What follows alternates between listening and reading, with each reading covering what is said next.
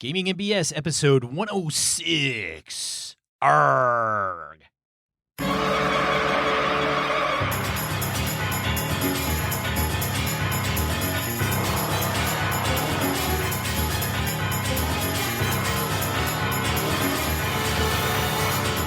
Welcome to Gaming and BS, episode 106, mateys. I'm one of your hosts, Sean. Just one talk like a pirate day, and the whole show went to hell.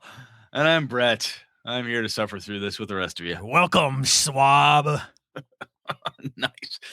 So when I played 7C with John Wick, just as a quick aside, I mistakenly said at one point I got elected ship's captain, which I learned on a pirate ship you never openly say at a gaming table, look, I don't want to be in charge here, because they will immediately vote you in charge. And I turned to one of the players. I said, "Okay, take the prisoner / stowaway person we just rescued. Take him in the basement." And they looked at me, and I'm like, "I mean the." John goes, "You mean the hull, don't you, sir?" I said, "Yes, I do. Take him down below to the hull in the thing with the brig stuff there. Yeah, take him to a hold somewhere." Yeah, my sailor talk, she weren't so good at the time. I did get to use run out the guns though, so that was fun. Arr. Let's move on to announcements, shall we? Let's do it. Oh, good Lord. So evercon.org, we've got some events starting to populate. We've got some of our special guest stuff showing up there, the stuff with Ken Hite and and folks like that starting to pop up there. We've got a number of different local folks that are going to be putting on some really cool games. We're looking, hopefully, I got Kev Thulu and Austin will be stepping up to help us run some games on demand fun there as well. So hopefully we got some BSers in the central Wisconsin area who are willing to come to the center of all that is gaming in Wisconsin and hang out with us and start your new year off right. So go out there, evercon.org, take a look. Any questions? Hey, hit me up in any of our ways to get hold of us. Gaming BS, the Facebook page, email us on Evercon. You want to talk to me personally, I'll be happy to sing the praises. Sean, we have a Game Hole, dude. That's like shit. It's almost October, man. That means Game Hole is like practically a month away. It's like next month. I know. I know. Shit. I have been deep shit, man. I gotta get my get your games prepped. Yeah, a little bit. See, lucky for me, I just wing it. So I'll just sit out and say, "So, what do y'all want to do?" You're all together. You're all together and go. Actually, I've got some new buttons I need to get made for us, and maybe a different banner. Shit, I gotta get off my ass and get that done. Yeah, what the hell, man? But speaking of banners, we've got people running under our banner, and our bonus BS episodes are covering the game masters who are interested in doing a little blurb out there. Is that true? Yes. What about the what, huh? Oh my God, you're not even paying attention to me, are you? I'm posting a link to the show. Awesome. So, bonus BS. Yes, bonus BS. We had one, yeah. Yeah. Monday. So, keep going out there. We've got any other game masters who are running for us who haven't recorded a blurb. If it's something you're interested in, obviously not a requirement. But if you'd like to record a little something about your game, get a hold of Sean or I, and we'll get you hooked up, and we'll put it out there in a bonus BS episode. Jason Hobbs, we're talking to you, dude. And maybe Nick if he wants to, but he doesn't have to. Oh, I did hear that Jen Brinkman and some of those Sanctum Secorum Dungeon Crow Classics hardcore dudes are coming to Game Hole this year. So that's the word. Cool. That's the word. It'll be great to see Jen again. She's fun. She's a hoot. Dungeon Crawl Classics. Any other announcements, man? No. All right, let's carry on. Random encounter. All right, got a few emails this week. Shall I start off? If you'd like, Brett. I shall. Hey guys, thanks for picking up the topic of PC safe zones. I enjoyed it a lot and took away some new ideas. Currently, I'm getting ready to restart a campaign after summer off. Having previously done some scouting and rescuing, the party is going to be part of a large effort to cleanse the dreaded slaver scum from the face of the land. Problem is that the dreaded slaver scum seem to have an army. I'm working on ways to incorporate small scenes of individual daring do into a larger picture of the running battle. I'm considering something akin to the 4E skill challenges whereby if the party succeeds X times before failing Y times, the good guys will claim the victory. Each success will get them a related narration of battle going well, and the failure will bring sorrow to their hearts as they watch their beloved NPCs fall to the sword. These mini scenes will be run using standard rules, though, not skill challenge rules.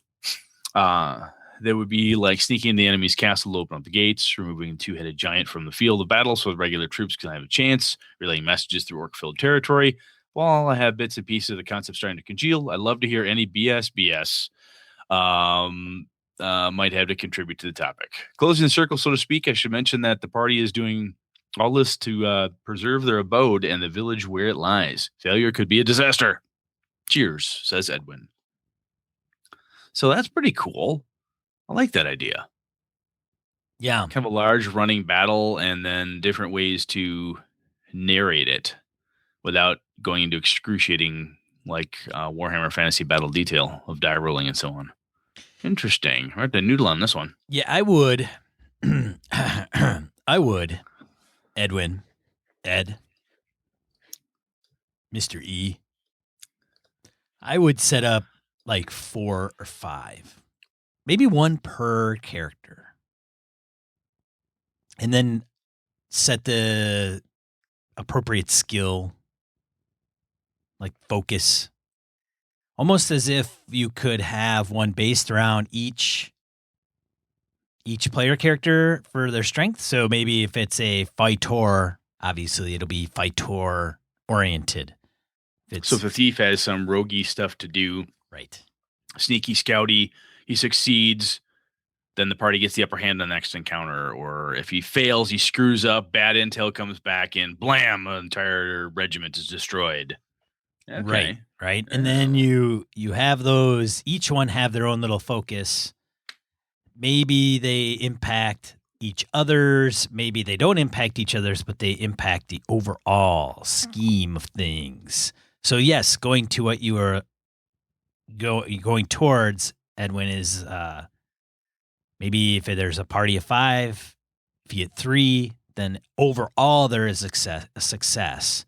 But because of the 2 failures, maybe there's repercussions behind that. Maybe, ideas would be more losses incurred, or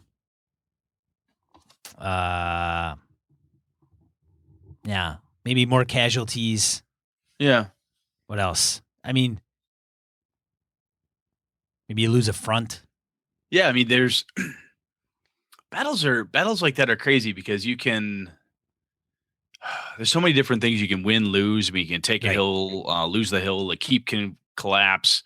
You can have a crazy one-on-one battle with your party versus the massive 2-headed giant, and doing that raises the morale, and they win a decisive victory and they're able to crush forward and do something amazing. So interesting. Okay. I have to think about this one a little bit more. I've done a behind the enemy lines thing before where next thing you know, the party ended up behind this horrible undead army, and they end up, having to go sneak their way behind the lines and find the solution to the problem. And sneaking through enemy territory is a lot different than a large pitched army battle type of thing. So this is interesting. Yeah. This is interesting. Yeah. I don't recall the last time I've done something like this. It's been a while. Good stuff. You have to let us know how it goes, Ed. Yes, absolutely. And if anybody else out there has an idea or if they've done something like this before, hey, man, pitch in. Get on that G Plus community or write us and let us know how you've done it. And we will share your wisdom. Over to you, sir. Michael Drescher emails us. Don't do the whole song. Don't do the whole thing like that. Brett, you mentioned those damned encumbrance rules. As I've mentioned prior, I've been working on homebrew rules, ye matey, for D&D to make such overlooked rules. All right, fine. Encumbrance. As I mentioned prior, I've been working on homebrew rules for D&D to make such overlooked rules and encumbrance, carrying capacity, exhaustion, etc. And I have some updates that you might want to incorporate into your game. My group is currently adoring the encumbrance by way of Shadow of the Demon Lord. It's quick and easy to manage. Characters can carry a number of items equal to their strength score and up to a maximum of twice their strength score with disadvantage on strength and dexterity rolls, and their speed is halved. All items, armor, weapons, gear, no matter how small, are an item slot in our world, as well as every 50 coins. This has led to using the vehicles and draft animals and the importance of safe houses. I'm still working on making water and rations matter that isn't intrusively difficult to implement. Considering under the D&D exhaustion rules, PCs have to drink more than water skins full of water a day per character. Tedious. I'm thinking of using the Dungeon World or Torchbearer approach, but only time will tell. All that said, I applaud the use of bad reputations to attack the PC safe house. I've always believed that the character's actions should affect the world around them, and it has led to deep, immersive, communal storytelling and role-playing. Example, the party pissed off the cult of Tenebris and went to seek refuge in the elven city in the woods. This is the only settlement of the elves. The cult follows them, and due to some brash negotiations, they used alchemist fire to burn the city and force to the ground. It was really dramatic. Oh, that's terrible. It was really dramatic. The party trying to simultaneously fight the cultists, put out fires, save citizens, and escape themselves. Ultimately, they got out alive, but very badly burned. The forest no longer exists on the map, and elves are no longer available as a playable race. Genocide by player character. Good Lord. As far as they are concerned, their brashness has caused the genocide of an entire race. Not to mention the cult of Tenebris now has a massive ash land to perform their dark rituals. Oh, that's horrible. Wow. That's bad. Keep up the good work, guys. We'll hide here and burn their house to the ground. Sorry about that. Oh, boy. Oh, no, Mr. Bill. Exactly. Keep up the good work. Awesome show, as always, Michael. Thank you, Mr. Drescher. Oh, and speaking of, thanks to Steel223 for the review on the iTunes. Always appreciated. Love a good review. Yeah, I don't know if that's Chris Steele or if somebody else is. It could be. You never know. Has a similar name as Iron as that one. That's true. Iron name. All right. Next up was Chris Angelucci. Dear Sean and Brett, I subscribe to Lovecraft Easy mailing list, and their latest email touches on a new Lamentations of the Flame Princess product that may appeal to Brett. Ooh, you have my attention. Link in the show here. Bringing folk horror and old world mythology to your tabletop with a pale lady, 1,000 dead babies. It says 1,000 dead babies. I have not mentioned it before, Chris, so thank you very much. This is quite awesome. I am going to have to go check this out. Do it! I think it's Shia. about 1,000 dead babies before, but maybe that's just, it's happened so often. I don't know. Anyway, interesting. All right. I like it. Yeah. Thanks for writing in, everybody. Absolutely. Are we ready? I think so. Let's get into it.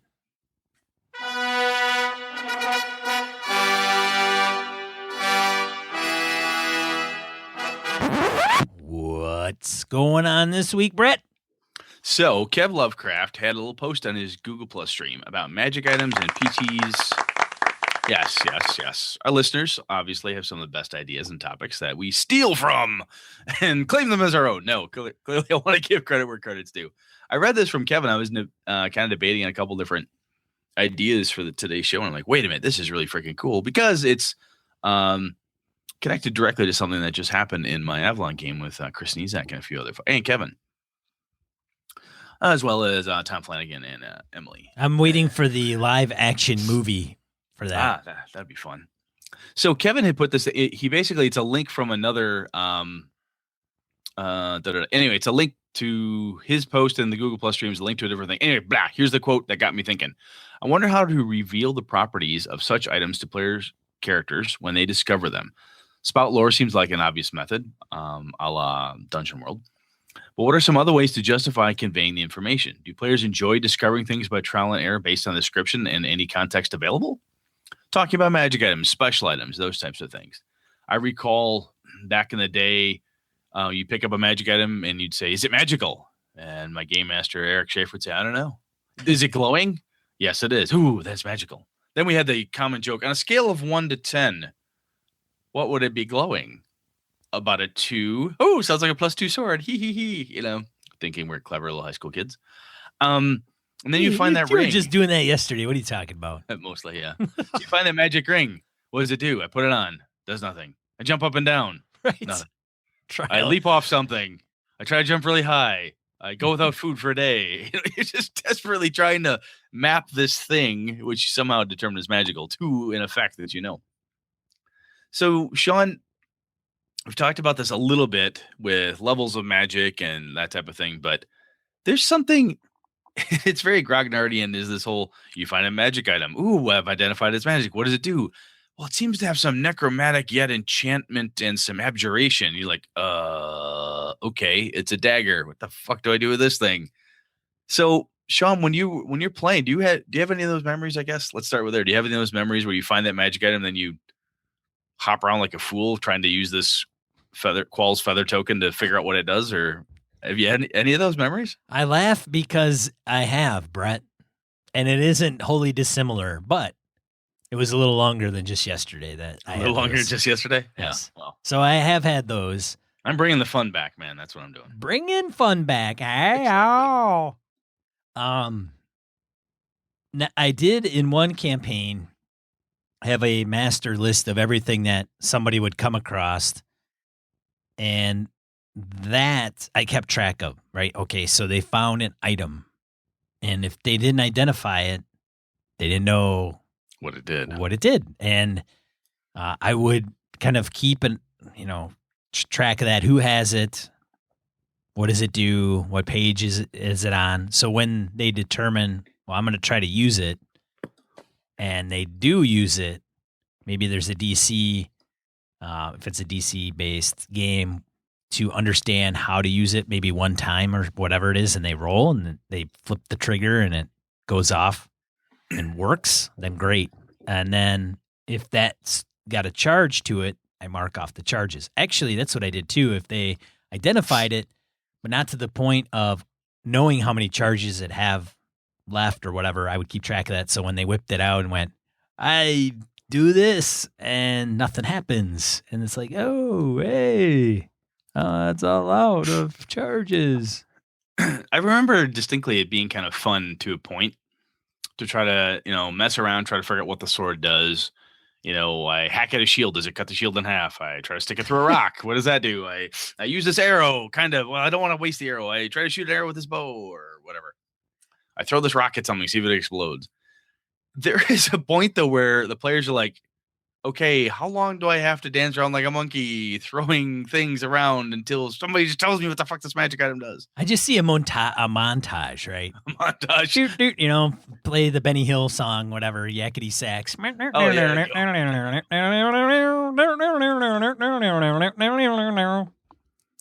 And I'm sure there's a listener out there goes, who? What? What's a Benny Hill? Nice. Anyway. Yakety sax. Exactly. Google it. So when you're playing now, Sean, when you're running or playing, do you like, so let's take it from the game master perspective. When players find magic items, I mean, there's mechanical stuff. There's identify spells, there's detect magic and so forth.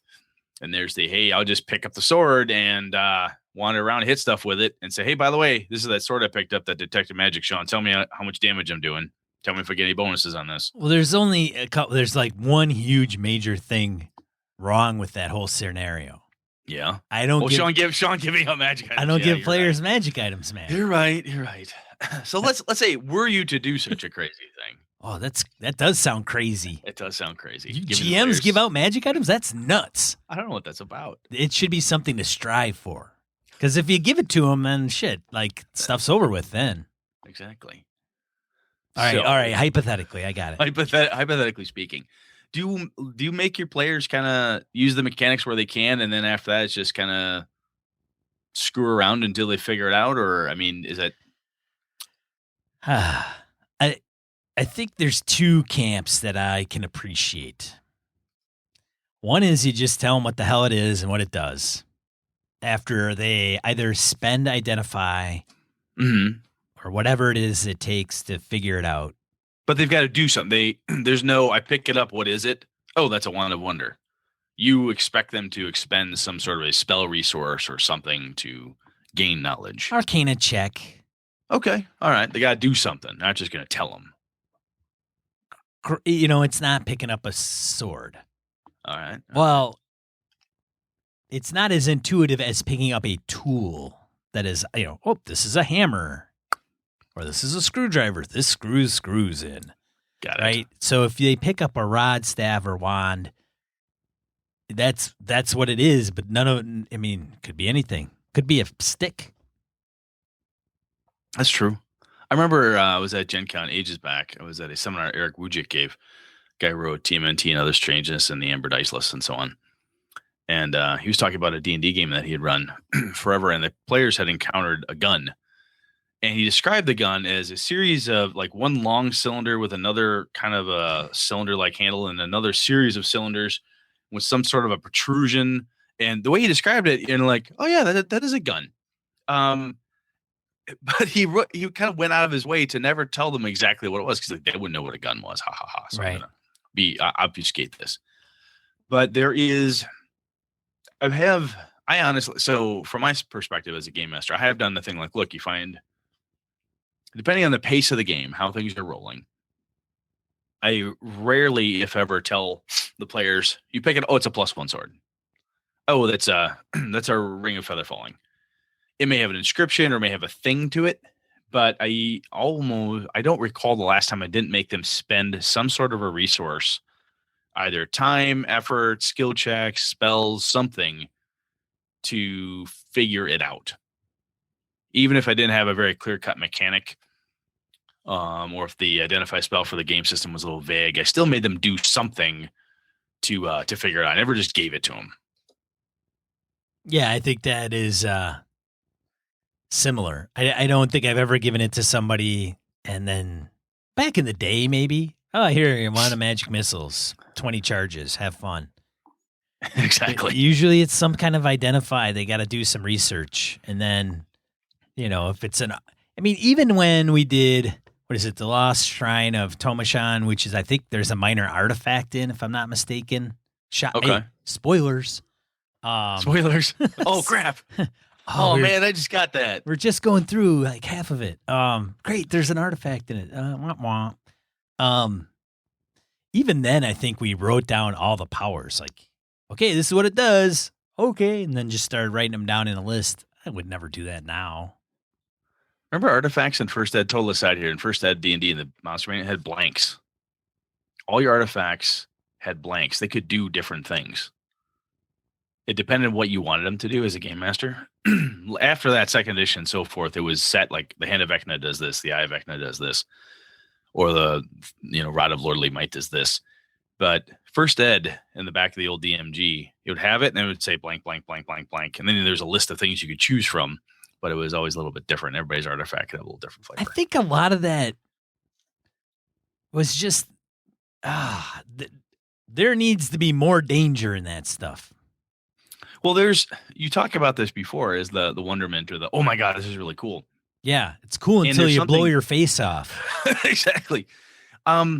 There's a level of tediousness though that can come from letting the players dick around and try to figure it out and jump up and down and do this and do that. And you can kind of feel it when the rest of the group's like, come on, Jesus, Brett, stop doing that. Just put use the hammer in combat, see what it does. I don't want to be a backbiting hammer. I don't want to be cursed.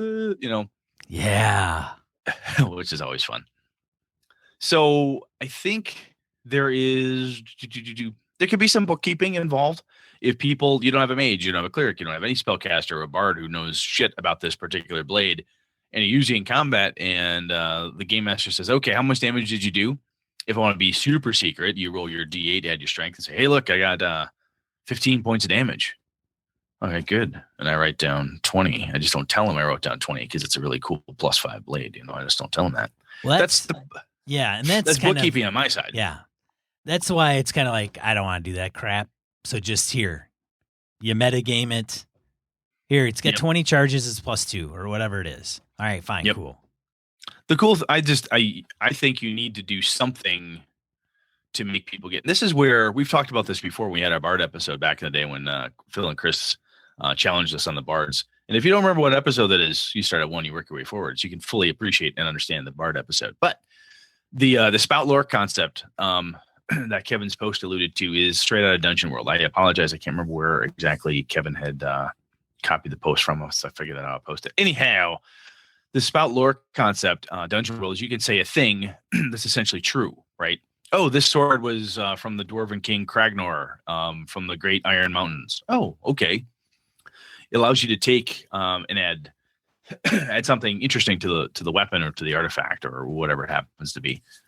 And I think the cool part for me when people do when they're expending the information, they're like researching the blade or doing something, and I say, well, this sword, I don't leave. Well, it's a +1 sword, and it was once held by the Prince of Thun and from the county of Trent or whatever. I don't do that.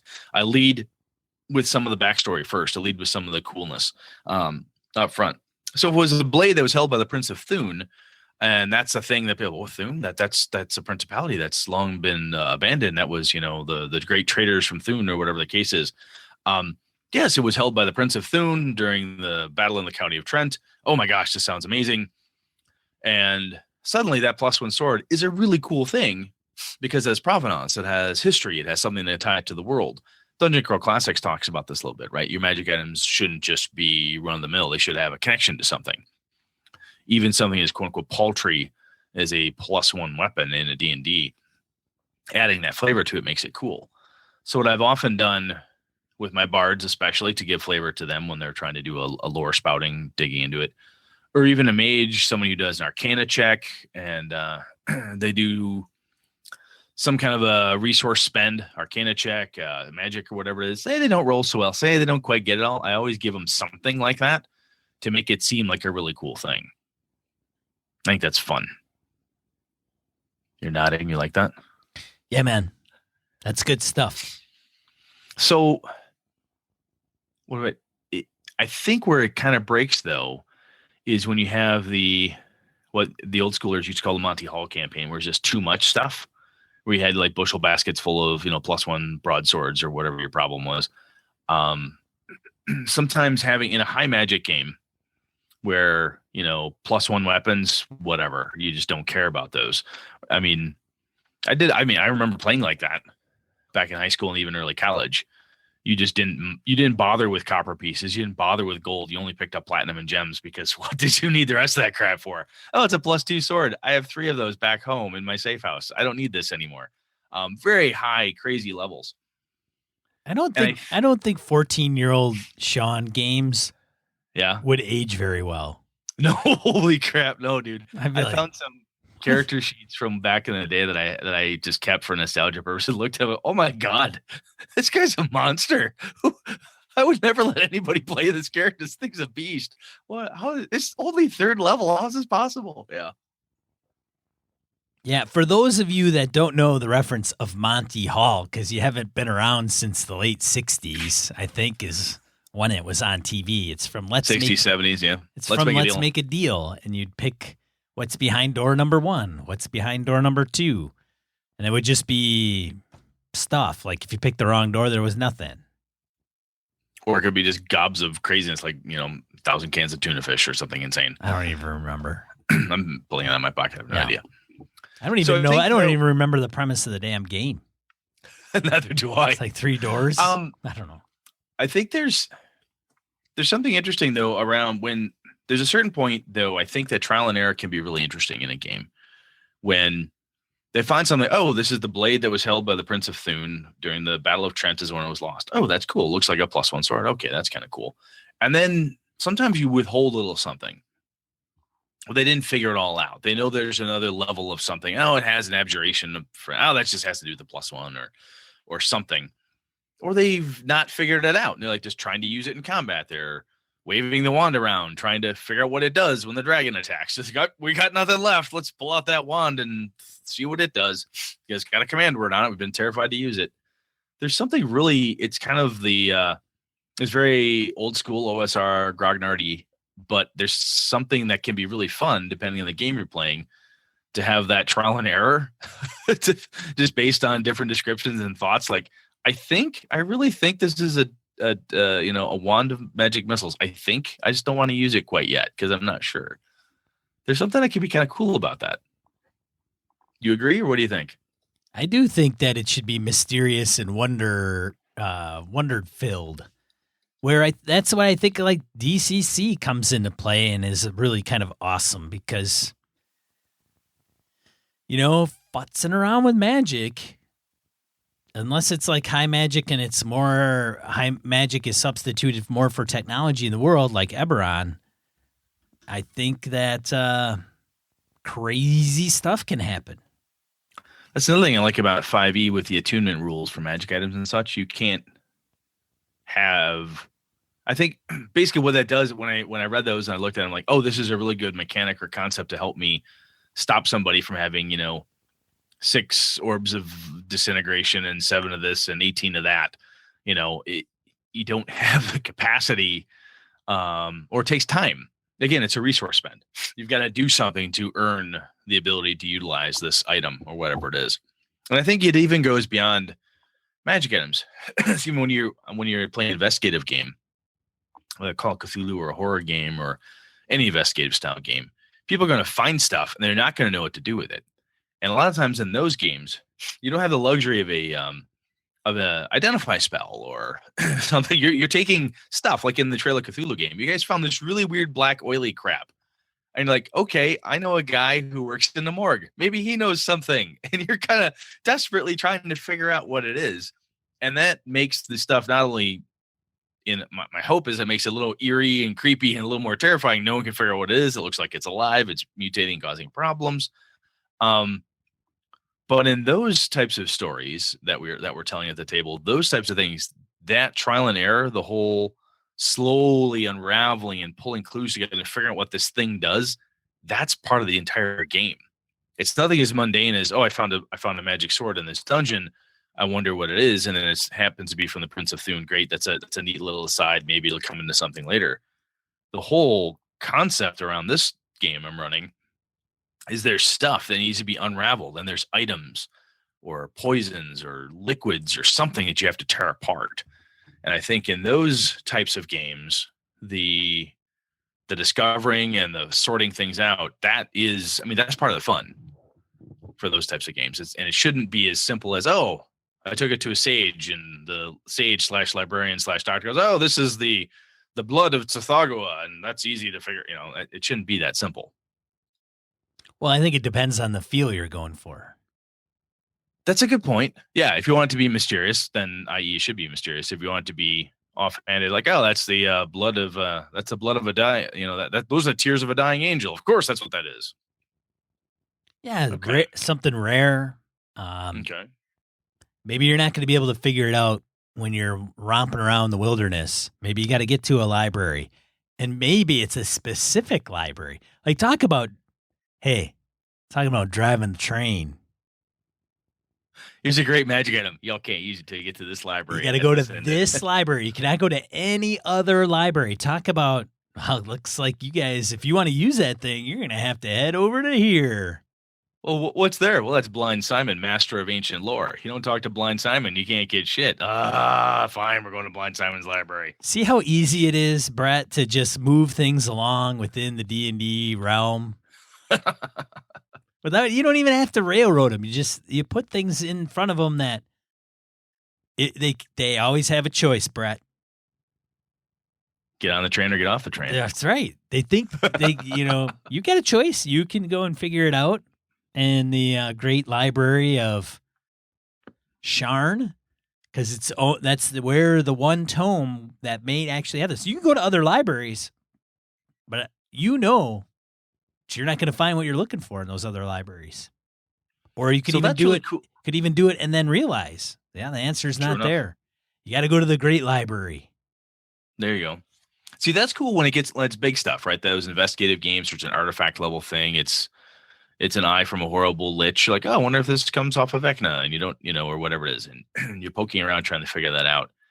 I think though you can still have some of that fun with the minor items, the smaller spells or weird things in a Call of Cthulhu style game where you're like, oh, this looks like a ritualistic dagger. Whether it's magical or not, you're like, okay, at least I know what it's used for. It's used for ritualistically, slaying goats and, parting their entrails for some weird scrying thing based on what this cult is doing. Okay, maybe we'll hang on to that. Might be handy later on, or whatever the case is. I think even if you don't do the whole, this item is big, you need to go to a specific library in Sharn. You need to do something quest worthy to uncover what this is, which is a great, or I should say almost a classic kickstart to a campaign or a next phase of a story. I think even having the small components, you can do a piece where if you want to make the NPCs come alive, someone sees your character and walks up and touches you and says, sir, is that the blade from the Prince of Thune? And you're like, what? Is that really? Where did you get that from? Some antiquarian spots you. More flavor to the setting, more flavor to the story. I think it can be really cool. Yeah, and then you start throwing people at it that need to recover that thing because they're maybe the guardians of whatever, and that's in the wrong hands. It belongs in a museum. Exactly. God damn it belongs in a museum. So do you. Indiana Jones quote. Spoiler. Anyhow, where the hell am I going with this? So I like the cool thing about the spouting lore or figuring out something a little special about the magic item, whatever it is, it adds provenance, and then the characters have pride and ownership, and they like this thing. It's a magical ritualistic dagger they took from this cult where they figured out what the blood of Tsathoggua is, or they figured out how to stop the great evil sun god, or whatever they're worried about. Some of those extra bits and pieces, the blade from the Prince of Thune, it's not that big a deal. It was just a throw off. But if the player grabs onto that and says, you know what? My character's from the county of Trent, and I think I would know a little bit about this.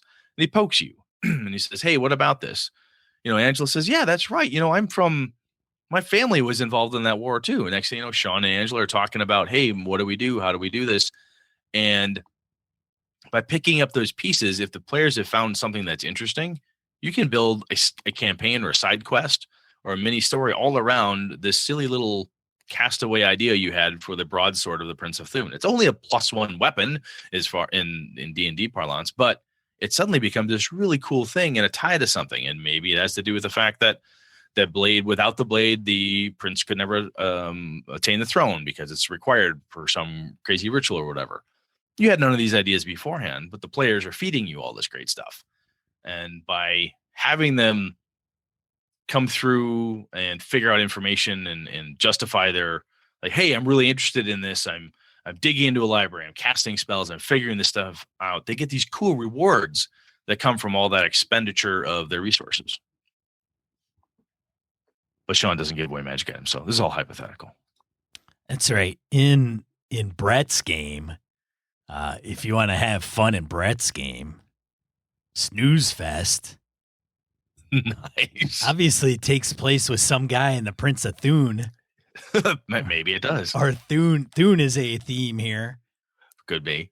Yeah. Do you do so when you run I should say let's look at it from a player's perspective. Do you like having to mess around and figure out what all the magic items are, or do you just prefer the, hey, can I just roll and identify here and give me the goddamn answer? Oh man.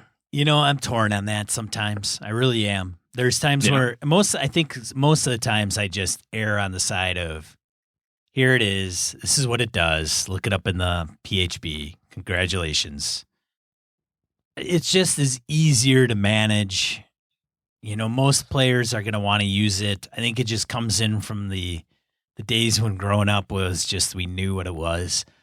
Although, as a player though, that's a game master perspective. If you're playing in my D&D game, how do you want me to just give you that stuff after a simple identify spell, or do you want to jump off rocks and try to punch trees with this ring and hope it's a ring of the ram or something?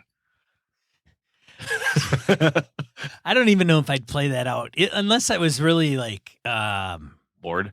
Yeah, if I was bored and just, I don't know, had a lot of coffee one night before I wanted to play and wanted to find out what silliness you would come up with to figure out what this thing does. See how it would work. Maybe, I don't know.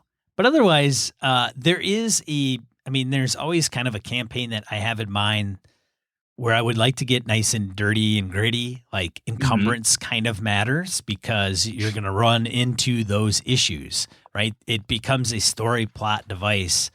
Or with the magic item, it's, again, you can figure it out and you can try, or it may blow up in your face. Or you think it may blow up in your face because you had that happen once before, and that's why your character doesn't have a nose. Or going to the Great Library because that's the place they need to go to actually find out what the thing is. So it can be driven, just like in a lot of things in D&D. I think we hand wave a lot of stuff that you can actually drive. Story. Yeah. Yeah. I think some of it comes down to, we joked about the Monty Hall thing, but some of it comes down to volume of stuff. One of the reasons why I'll pick on the Trail of Cthulhu game that Sean and I'm running for Sean and the guys. The reason why a couple different bits and pieces in there are very interesting, or you want to find out more about this crazy black oil or what's going on with these crows and these feathers, you want to do that. There's not a massive influx of magic or insanity. It's a very small niche within the world that you're operating. There's it feels very finite. At least I'm trying to make it feel that way. If you're playing a old school Forgotten Realms, or as we were joked with the Monty Hall stuff, where if you do find through a dungeon, you find 10 +1 swords, 6 +2 swords, and you're throwing +1 swords over your shoulder to pick up the +3. When it gets to that point, players, I think, excuse me, I at least as a player start like, okay, what is this? Just tell me. There's so much magic. And you almost feel like, look, we're surrounded by this. The world is built this way. Some of that, it's not even the wonder is gone per se, but I don't want to have to, every time I find a wheelbarrow full of magic weapons, I don't have to go to every fucking library in the center of Sharn to figure out what all this wheelbarrow full of goodies does. Again, if you're running that kind of high level magic, then chances are your mages and other people have ways to figure that out for you. But even so, I think that's where players and game masters start to lose the desire to let people figure things out when there's just too much. If there's too much stuff, too many magic items, too much power just kind of laying around in the goblin horde or whatever it is, when there's so much of it, it becomes boring to try to figure out every little bit and piece. You just want to roll a couple dice and that's what we tell you. Yeah, no, sure, absolutely. I think that's a method. Or an approach. Okay, what would you do? What, handling magic items? No, I'm just saying, do you disagree? Is that a bad idea? Where I guess I'm just saying that when it's a lot, when there's tons and tons of stuff, yeah, it just feels like it's so much like, look, it's a +1 sword, look, it's a +2 dagger, look, it's a Rod of Lordly Might, just fucking move on. It feels like it's just kind of a cast, like you're just kind of chucking stuff.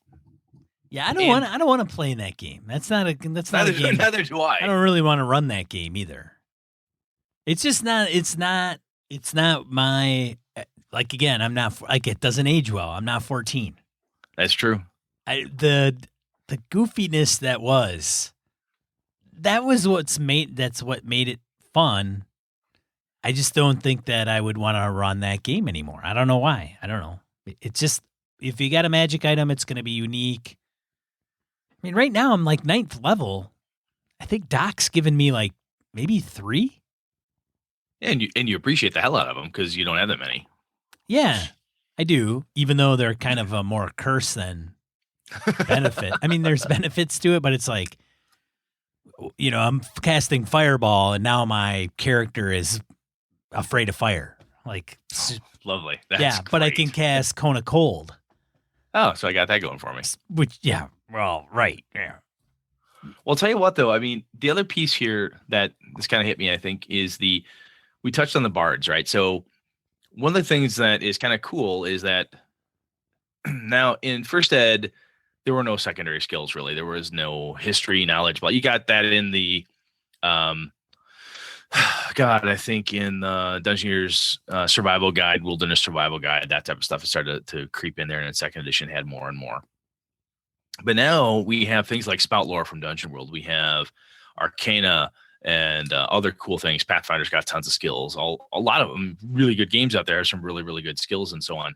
And every player, it used to be always just the domain of the mage or the cleric to try to figure out what the magic item is, which is why fighters would be like, fine, I put the ring on, I jump around. They're trying to do something. Now they're looking at it, and if I was a player as a ranger, I'd be like, oh, I find this blade. Okay, I'll take a look at it. Does it come from where I know? Is there anything about it? Is it, a leaf blade? Who makes them like this? I'm asking more intelligent questions. And part of that is because my character sheet tells me my character has this background. My character knows history. My character knows region and ideas and all this stuff. So there's a cool thing, I think, that, and I know people have done this for years, so it's not like, oh my God, this is amazing new world gaming here. But letting the players that aren't the magic wielders, letting the players that are, excuse me, the cab driver instead of the librarian figure out what this came from, or where this person could have been in Chicago, or where this weird tapestry happened to come from, or whatever it is, because the cab driver is involved in something. He has a past, he has a history, and using all these different skills, there's some really cool ways that players can have their characters, when they're getting into character, acting and speaking and doing as the character, saying, hey, I think I have a shot at figuring out what this is. Excuse me. And it's a really great time for those players to shine, where it's not just waiting for the librarian to always say something or the mage to always cast Identify. The rogue can pick it up and go, I know this ring. I've seen this ring before. It was on the hand of a master thief. And why not? He has Arcana. He has lore. He has some kind of a knowledge that he can use. Does he? I don't know. Some games they don't. Thief doesn't have that. Absolutely. There's fighters don't have that. So it's always the wizard, because the wizard's the only one that has that. So I'm saying some games don't, but some do. Then you get into the debate of, I can't do anything because it's not on my sheet. Doesn't say I can climb because I don't have the climb skill. Grr. Then you get to and the thing is, you get a GM that enforces that crap, and it's like, damn, man. But you know what, Brett? I joke. I joke about the train, right? Yes, Railroad, woo-hoo. But there are game masters that may not railroad specifically in the true sense of the word, but they do dumb shit like that, right? They pigeonhole like classes, and maybe that's kind of what classes are for. That's the argument, right? Why would I play a wizard if I can't have the ability to be smarter than everybody else and understand the magic item or whatever that is? Mm-hmm. So I get that argument, but at the same time, a game master could loosen up a little bit. Damn. And just throw a bone to somebody, right? You've got a dwarven weaponsmith, and then you're telling him, I'm sorry, there's no possible way you could identify where this sword was made. That makes no sense. Well, if there's a tie, that's a little more obvious too. But yeah, but I have seen such a thing. Like, nope, it's a magic item. You have to have you have to use some kind of magical way to decipher it or understand it. I'm like, yeah. So I'm not digging that. I'm getting plenty of hate mail over here for railroading. Yet at the same time, you get some goofballs and that game master, and they're like, here's the box, and this is the way it works, and I don't have any flexibility. And I mean, come on, man, let's get into the cool factors of stuff. Yeah, and that's where, like you said, pigeonholing, that's immediately what came to my mind too, is that when you have characters that have a chance of figuring something out, giving them a chance to shine. Now, granted, there's a difference between letting the rogue say, I've seen this ring, I saw it. He was on a master thief back in the city. I think that's where I saw this from. And the mage says, let me see that. And then he casts his spell and says, yes, this is I could see where you may have seen such a thing before. In fact, this is a ring of, ultimate lockpicking. Oh, great. Yeah. That would make sense why someone would have that. Then they're combined. Now someone knows a thing, they have a clue, and then the other person says, oh, hang on, let me do more. Let me take my thing and add some more info to what we're investigating here. Because it's basically a miniature investigation at that point. Any and all ideas and input should be welcome. And then you guys sort through it. Yeah, sure, somebody has a spell or mechanical device or some high tech something or other that tells you what it is or what it may be able to do. But until that thing is deployed, letting the other players' characters have a shot at poking around, I think is really cool. It's a great way for everybody feels then a part of something. Instead of just waiting to see, okay, high roll gets the +5 sword. No, we don't want to play like that. What we want to do is say, where did the sword come from? What's it connected to? Would I even want to carry such a thing? It was, worn by a king who was, assassinated. Or this was worn by a traitor or something. Maybe I don't want to hold that blade. You know what I think I would do, Brett? What would you do, Sean? I would say that they come across an item, and at the end of the day, they're sitting around the campfire. And what they do is they have to play Baron Munchausen with each other, right? They have see who gets the. They have to play a game of Baron Munchausen. So if you're not familiar with Baron Munchausen, everybody speaks like a British Baron Munchausen person, and they have to pass the item around. So the rogue gets it and then tells a tale of what the item is and its background and how it came to be in their possession, and then the next person grabs it and says, "That's not what I heard," and then they spin their own tale, and whoever's got the best is the actual truth. There you go. Interesting. I think I like that. Actually, that's a pretty good idea. That's kind of fun. That's not bad. Sometimes I surprise myself. I think the other cool thing that letting the players get involved like that, all the characters get engaged, then everyone has a vested interest in this item. And it's no longer, I want it because it's really powerful. Now, granted, you're going to have players who are like that, or a character who's like that. There's greed, supersedes need sometimes. But by not just the bard saying, well, I spout lore, or, having the fighter say something, or the ranger, or the druid, or whomever, giving information about it, then everybody knows a little bit of something. Everyone has a piece of this really cool find that you have. Now, granted, if you've got wheelbarrows worth of it, seems excessive, but the way more game masters I talk to, the men and the women that are doing it, they're running it more like you and I are. And when they find this stuff, when people come in, they spout some lore about this really cool thing, and the thief says a thing, then the cleric backs him up, then the wizard says, "Let me see that," and finally cast identify on it. Everybody's has a part in finding out how incredibly fucking cool this item is, and a thing that was simply a ring of +5 on your lockpicking roll now became the rings that were worn by master thieves out of Lankmar and and now it becomes something that's important.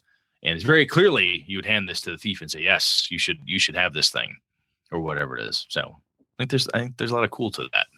I think there's something to be said about predicting players and player characters' motivations when you play and you're a game master. So when you get the dickhead who's going to play greed, yeah, you just make an item where it's like, one must be of pure of heart and not greedy, and those that are contrary to that and seek greed has a special effect on them.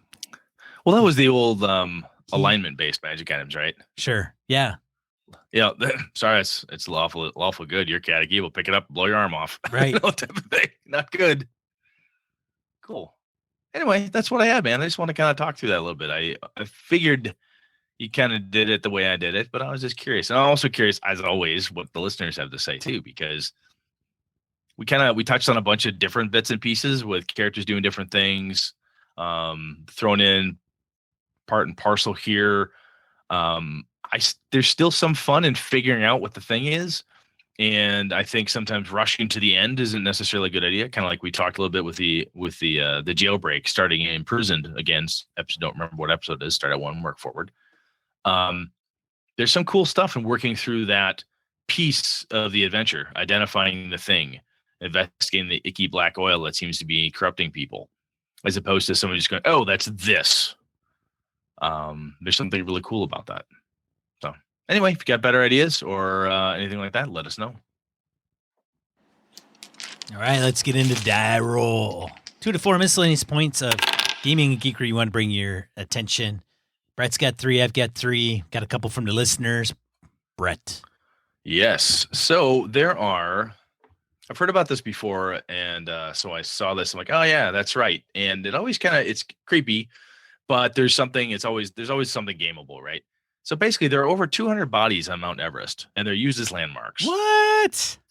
It's there's basically there's tons of over 200 people have died in their attempt, and depending where you're at, there's like the body of Green Boots. It's an Indian climber who died in 1996, was believed to be a certain person. Lies near a cave that all climbers must pass away at the peak.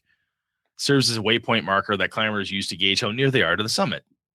So you take that idea and move it into something, expand it. We're talking a little bit of D&D here as our want, and you say, what would dwarven miners do? Or elves, something that lasts that long.